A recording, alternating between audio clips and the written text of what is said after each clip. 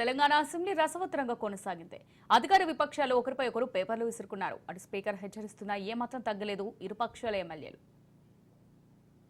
బాధితులు ఈ చట్టం ద్వారా నాటి చట్టం ద్వారా ప్రత్యక్షంగా బీఆర్ఎస్ సభ్యులు ఆందోళన వ్యక్తం చేశారు. శాసనసభ మండలిలో ఫార్ములా పై చర్చించాలని హరీష్ రావు డిమాండ్ చేశారు. స్పీకర్ అనుమతి ఇవ్వకపోవడంతో బీఆర్ఎస్ ఎమ్మెల్యేలు ఆందోళనకు దిగారు. ప్రభుత్వానికి వ్యతిరేకంగా నినాదాలు చేశారు.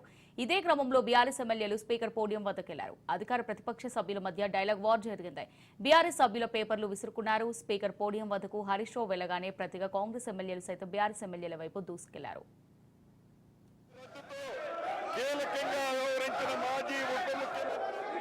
ఒక రెట్టె కథ గ్రామీణ ప్రాంతాల్లో కథలుగా చెప్పుకుంటారు అధ్యక్ష. ఆ కథ ఏంటంటే ఒక రొట్టె ముక్క, రెండు రొట్టె ముక్కలు ఉంటాయి అధ్యక్ష.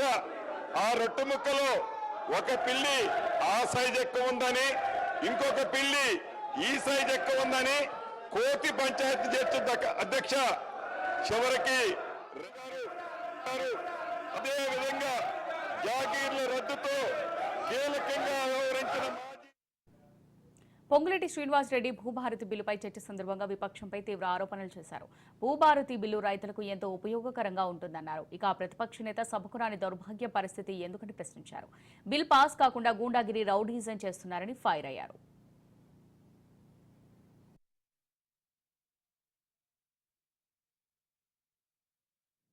ఒక మంచి చట్టాన్ని తయారు చేస్తున్న మా మీదికి వచ్చి ఈ భూభారతి 2024 చట్టం ఏదైతే ఉందో ఈ చట్టాన్ని ఆమోదింపజేయకుండా ఏదైతే ప్రయత్నం చేస్తున్నారో ఇది సమాజము సిగ్గుపడే విధంగా చాలా బాధాకరం అధ్యక్ష. ఇటువంటి గుండాగిరి, ఇటువంటి దౌర్జన్యం, ఇటువంటి రౌడీయిజం ఈ సభలో జరగకుండా ఉండే విధంగా మీరు చర్యలు చేపట్టాలని,